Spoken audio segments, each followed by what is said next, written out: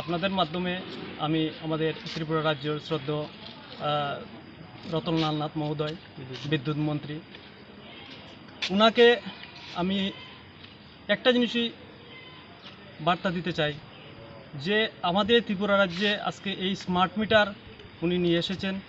সবাই ঘরে ঘরে স্মার্ট মিটার বসাচ্ছেন। বিল তো ডাবল 3 ডাবল এইভাবেই বিল আসছে। কিন্তু উনি একটা সভা করেছিলেন। এই সভাতে উনি পরিষ্কার বলেছেন যে ত্রিপুরা রাজ্যের নর্থে এই পার্সেন্টেজ বিল কালেকশন হয়, কোনো জায়গায় 5%, কোনো জায়গায় 10%, কোনো জায়গায় 15% বিল কালেকশন হইতেছে দীর্ঘদিন যাবৎ।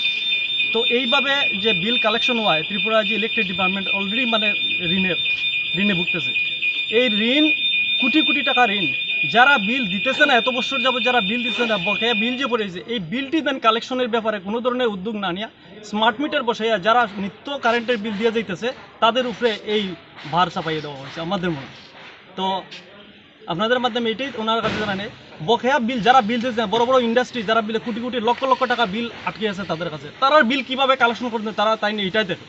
আমাদের দিনমজুর মানুষ যারা আছে, গরিব মানুষ, তারা মাসে মাসে 200 টাকা, 100 টাকা, 150 টাকা যা বিল আইতেছে তারা আপডেট রাখতেছে, তাদের উপরে এসে এই জুলুমটা করা হইতেছে।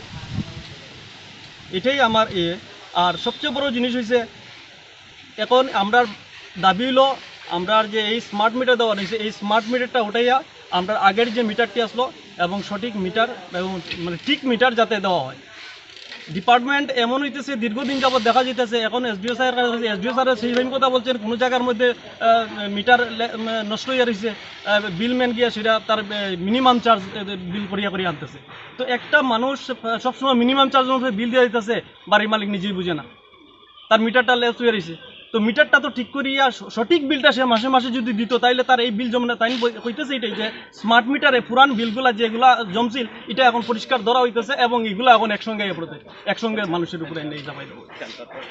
আমরা তো কথা হইলো কোনো জায়গাতেই যেন কেউ বাড়িতে যেন বন্ধ মিটার যেন থাকে না, এবং এই মিনিমাম চার্জ বলিয়া মানে কোনো ধরনের যাতে বিল করা হয় না, যা মিটারের রিডিং করে রিডিং অনুযায়ী যাতে বিল হয় এবং এটা রানিং থাকে।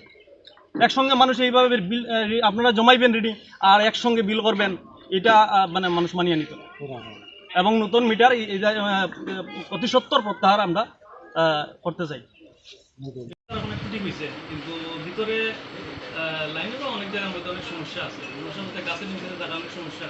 আর আমরা ঘুমিনের এখানে একটা মিটারের সমস্যা বলতে এখানে তো আমরা স্মার্ট মিটার লাগাইতেছি। যারা আগে মিটার অরিজিনালি রিডিং দিত, মানে ঘুরতো ভালো মিটার, এটি আর স্মার্ট মিটারের মধ্যে কোনো তফাৎ নেই, সেম রিডিং দিতেছে।